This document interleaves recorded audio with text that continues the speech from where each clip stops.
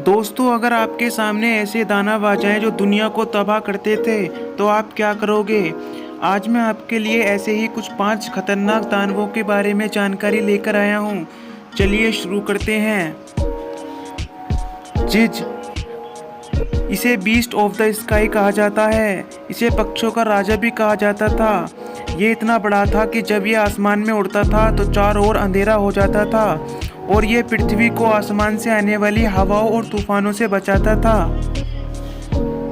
निदोगर, ये एक विशाल सांप था जो कि ड्रैगन की तरह दिखने वाला सांप था और ये पेड़ों की जड़ों को चबा डालता था। इसी कारण से इसे वर्ल्ड ट्री के बीच डाल दिया गया, जिससे ये उसके बीच में फंसकर रह गया। पर जब देवताओं का युद्ध हुआ तो यह सांप आज़ाद हो गया, जब इसने बहुत तबाही मचाई। नोपेरा बो, ये बिना शकल वाले दानव हैं। ये किसी भी इंसान की शक्ल को कॉपी कर लेते हैं और फिर आम इंसान के बीच जाकर रहने लगते हैं। ये किसी भी इंसान की संपूर्ण जानकारी प्राप्त कर कर उसको कॉपी कर चौंका देते हैं। टेनोम, ये ऐसा दानव था जिसकी आंखें और उसके चेहरे पर न होकर बल्कि उसके हाथों पर थी। एक कहानी में माना जाता है कि कुछ व्यक्तियों ने एक अंधे बूढ़े को रास्ते में रोककर लूट लिया और मार डाला।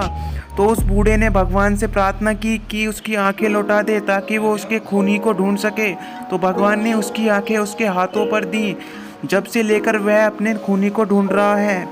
न्यू कोबी, ये ऐसी दानव थी जो अपने मुंह से शिकार करती थी।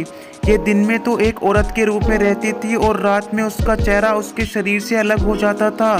फिर वह शिकार करती थी और दिन में वापस अपने शरीर के पास आ जाती थी।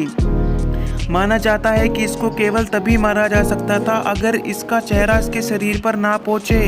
इसके शरीर को ऐसी जगह छुपा दिया जाए ताकि इसके चेहरे को इसका शरीर ना मिले और सुबह होते ही ये ख़त्म हो जाए। वीडियो अच्छी लगी हो तो लाइक, सब्सक्राइब एंड शेयर करें।